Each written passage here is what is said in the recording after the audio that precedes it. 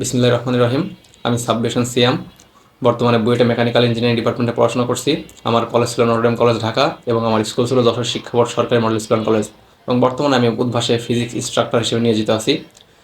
এই ভিডিওটা যে উদ্দেশ্যে করা সেটা হলো, আমি আমার জুনিয়র মূলত যারা এবার অ্যাডমিশন দিচ্ছে বা অ্যাডমিশন প্রিপারেশন নিচ্ছে তাদেরকে কিছু দিক নির্দেশনা দেওয়ার জন্য এই ভিডিওটা তৈরি করছি। আমি যদি বলি আমি কি অ্যাডমিশন নিয়েছিলাম, আমি হচ্ছে ইঞ্জিনিয়ারিং অ্যাডমিশনের জন্য মূলত পড়ালেখা করছি।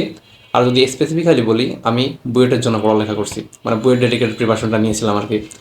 এখন আমার প্রিপারেশনটা সম্পূর্ণ বুয়েট কেন্দ্রিক হলেও আমি যে প্রিপারেশনটা নিয়েছিলাম, অর্থাৎ সিলেবাস কমপ্লিট করা, এটা উদ্ভাসের এক্সাম কেন্দ্রিক ছিল। উদ্ভাসের এক্সামকে কেন্দ্র করে আমি আমার সিলেবাসটা, মানে প্রত্যেক চ্যাপ্টার বা বিভিন্ন বিভিন্ন সাবজেক্টগুলো ক্লোজ করছিলাম। আমরা সবাই জানি যে উদ্ভাস দুইটা টাইপের এক্সাম হয়, একটা হচ্ছে ডেইলি এক্সাম আর একটা হচ্ছে উইকলি এক্সাম।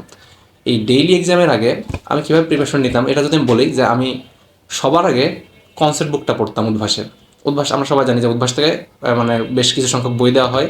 আমি প্রিপারেশনের শুরুতে, কোনো একটা চ্যাপ্টারের শুরুতে সবার আগে কনসেপ্ট বুকটা পড়তাম। কনসেপ্ট বুকটা শেষ করার পরে আমি যে ক্লাস নোট থাকে বা বিভিন্ন ক্লাস ম্যাটেরিয়াল যেগুলো ছিল, ওই ক্লাস ম্যাটেরিয়ালটা পড়তাম। ক্লাস ম্যাটেরিয়াল পড়ার পরে আমি চলে যেতাম হচ্ছে ভার্সিটি কোশ্চেন ব্যাংকে। ইঞ্জিনিয়ারিং কোশ্চেন ব্যাংকটা না, ওই যে উদ্ভাস থেকে একটা ভার্সিটি কোশ্চেন ব্যাংক দেয়, যে বিভিন্ন ভার্সিটির অ্যাডমিশন আসা প্রশ্নগুলোকে নিয়ে, যে নীল কালারের একটা বই দিয়েছিল ওইটা।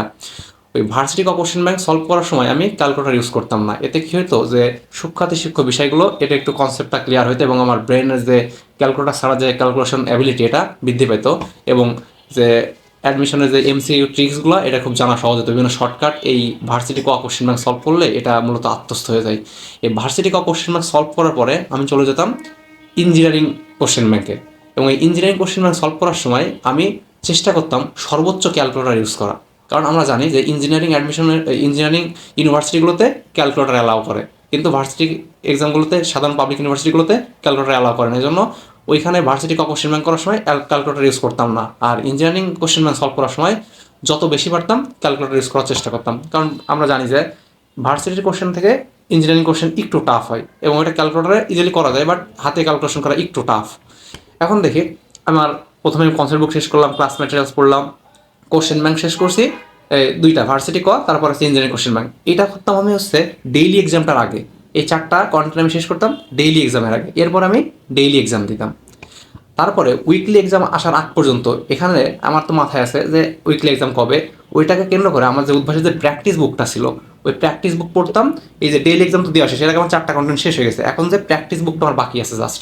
তখন ওই প্র্যাকটিস বুকের যে রিটেন কোশ্চেনগুলো আছে, উইকলি এক্সামের আগে আমি রিটেন কোশ্চেনটা শেষ করার চেষ্টা করতাম। এমসিকিউটা প্রথম দিকে শেষ করতে পারতাম না, এমসিকিউটা প্রথমে করি নাই। ওই শেষে যখন মডেল টেস্ট হইতো তখন আমি প্রতিদিন মানে ঘড়ি ধরে মানে এমসিকিউ প্র্যাকটিস করতাম, যে ভার্সিটি এই যে কোশ্চেন, এই সরি প্র্যাকটিস বুকে যে কোশ্চেনগুলো আছে এমসিকিউ। কিন্তু এর আগে আমি প্র্যাকটিস বুকের রিটেন কোশ্চেনটা শেষ করতাম উইকলির আগে, আর ডেইলি এক্সামটার আগেই কোশ্চেন ব্যাংক কনসেপ্ট বুক শেষ করে ফেলতাম। এভাবে আমি একটা চ্যাপ্টারের পূর্ণাঙ্গ প্রিপারেশন নিয়েছিলাম। আর এই যে প্র্যাকটিস বুকে যে এক্সট্রা বলছি যে এমসিকিউগুলো দেওয়া থাকে, এগুলো প্রথমে শেষ করা সম্ভব হয় নাই সময় স্বল্পতার কারণে। এগুলো আমি পরবর্তীতে যখন ওই যে আমার ক্লাসগুলো শেষ হয়ে গেছে, মডেল টেস্ট টাইম থাকে, তখন আমি সলভ করতাম। এরপর আমি যদি এখানে একটু অ্যাড করি যে আমাদের একাডেমিকে আমরা যে বইগুলো পড়ি, এটা সাধারণত ইঞ্জিনিয়ারিং অ্যাডমিশন টাইমে এটা সময় পাওয়া যায় না, এজন্য ওইটা আসলে পড়ি নাই, এটা একাডেমিক মূলত পড়ছি। কিন্তু আমার তো ধারণা ছিল যে কোন চ্যাপ্টারে কোন টপিকটা গুরুত্বপূর্ণ, বা এখানে কোনো ম্যাথ আছে কি না যা গুরুত্বপূর্ণ, যেটা আমার করার সময় মনে হয়েছে ম্যাথটা করা উচিত। তখন আমি যদি কোনো চ্যাপ্টার করার সময় মনে হইতো যে আমার বইয়ে এরকম একটা ম্যাথ ছিল, মানে একাডেমিক বেস যে বইগুলো আছে বিভিন্ন রাইটারের, তখন ওই বইটার ম্যাথটা আমি একটু দেখতাম। আর এই যে প্রিপারেশন নেওয়ার সময় যে একটা উইকলিতে এক সপ্তাহ পর পর হয় যে প্রিপারেশন নেওয়ার সময়, বা ডেইলি এক্সামের আগে যে প্রিপারেশন নিতাম, তখন ইম্পর্টেন্ট বিষয়গুলো আমি একটু খাতায় নোট করে রাখতাম অথবা মানে বইয়ে মার্কিং করে রাখতাম। এটা উইকলি এক্সামের আগের দিন ওইগুলো একটু চোখ বোলাই যাইতাম। এতে কি হইতো, আমার যে সপ্তাহের প্রথম দিকে যেগুলো পড়ছি ওইগুলো তো আমি ভুলে যাবো, অবশ্যই ভুলে যাব। তখন ওইটা আরেকবার রিভাইজড হয়ে যেত, এর ফলে যে একটা অংশটা আমি ভুলে গেছি ওইটা আবার আমার মেমোরাইজ করা সম্ভব হইতো।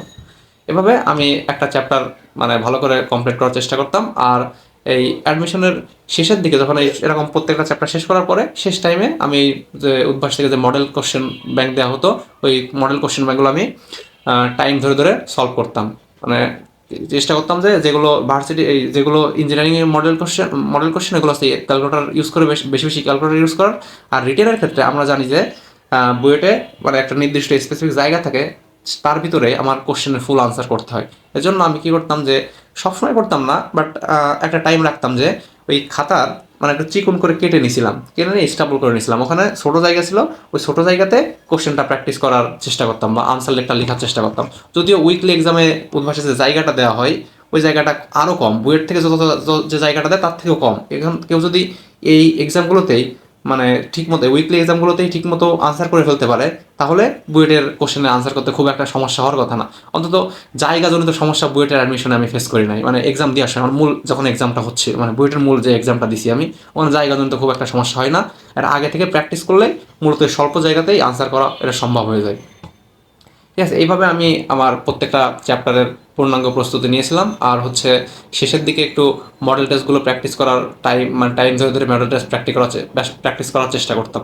এতে কি আর আরেকটা কথা বলি যে এখন থেকে যে চেষ্টা করা যে প্রতিদিন একটা করে মডেল কোশ্চেন সলভ করা। মডেল কোশ্চেন মানে কি, মানে যে মডেল কোশ্চেনটাতে মানে ফিজিক্স কেমিস্ট্রি ম্যাথ তিনটা টাইপেরই কোশ্চেন থাকবে। মনে করো আমরা যখন একটা ডেইলি দিই তখন জাস্ট একটা চ্যাপ্টারের উপরে দিই, বা কোনো কোনো ডেইলি এক্সামে দুইটা চ্যাপ্টার থাকে, মনে করো ফিজিক্সে দুইটা চ্যাপ্টার থাকতে পারে, কিন্তু অধিকাংশ সময় একটা চ্যাপ্টার বা দুইটা চ্যাপ্টারের অধিক থাকে না। আর উইকলি এক্সামগুলোতে পার সাবজেক্ট একটা চ্যাপ্টার বা পার সাবজেক্ট কয়েকটা সময় দুইটা চ্যাপ্টার অ্যাড থাকে, অর্থাৎ আমরা সর্বোচ্চ তিন চারটা চ্যাপ্টারের উপরে একটা উইকলি এক্সাম দিই।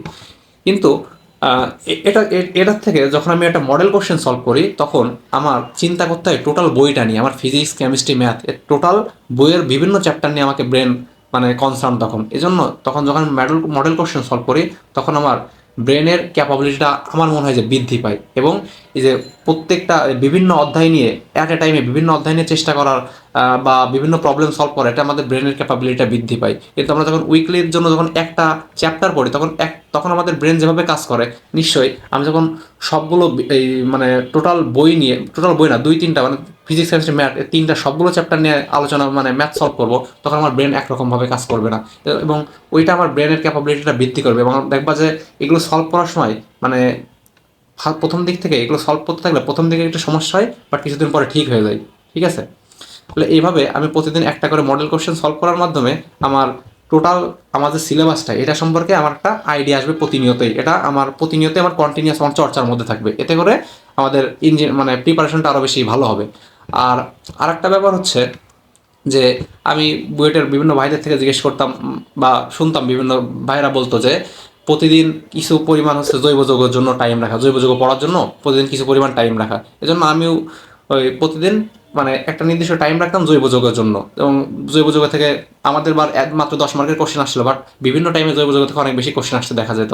এজন্য বড় ভাইরা সাজেস্ট করতো যে প্রতিদিন একটু জৈব যৌগ পড়বা। এজন্য আমি একটা নির্দিষ্ট টাইমে প্রতিদিন জৈব যৌগ পড়তাম, এবং ওই জৈব যৌগের বিভিন্ন সংকেতগুলো আছে এই সংকেতগুলো খাতায় লিখে লিখে প্র্যাকটিস করতাম।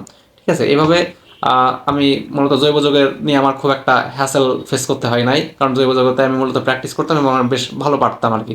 আর আরেকটা ব্যাপার বলি যে এটাও আমার বড় ভাইদের থেকে সাজেশন পাওয়া, যে বড় ভাইরা বলতো যে বুয়েটের অ্যাডমিশনে সব থেকে ভালো হয় কেমিস্ট্রি দিয়ে আনসার শুরু করা। কেমিস্ট্রি দিয়ে আনসার, কারণ কেমিস্ট্রিতে অনেক কিছু মুখস্থ টাইপের থাকে, পারলে তুমি একবারেই পারবা, না পারলে তুমি পারবা না। এজন্য আমি উইকলি এক্সামগুলোতেও কেমিস্ট্রি দিয়ে শুরু করতাম, ফার্স্টে কেমিস্ট্রি আনসার করতাম, দেন ফিজিক্স আনসার করতাম। আর আমি ফিজিক্স কেমিস্ট্রি ম্যাথের মধ্যে ম্যাথ একটু কম পারতাম, এই জন্য ম্যাথ সবার শেষে আনসার করতাম।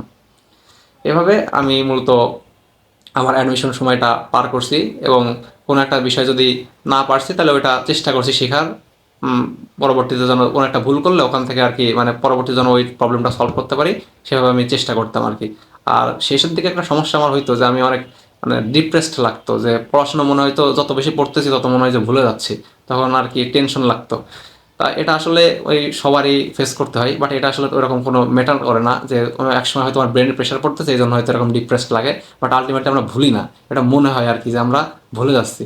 বাট এটা আসলে দেখবা যে পরীক্ষার ভিতরে তোমার এরকম একটা টেনশন কাজ করবে, বাট তুমি পরীক্ষায় তুমি যদি প্রতিনিয়ত এরকম কন্টিনিউসলি চেষ্টা করো এবং পড়াশোনার ধারাবাহিকতা অব্যাহত রাখো, তাহলে দেখবে এগুলো কোনো সমস্যা খুব একটা সমস্যা হবে না, এবং তুমি তোমার কাঙ্ক্ষিত ইউনিভার্সিটিতে বা তোমার যে জায়গায় ইচ্ছা সেখানে পৌঁছাতে পারবা ইনশাআল্লাহ। আজকের ভিডিওটা মূলত এই পর্যন্তই। আল্লাহ হাফেজ।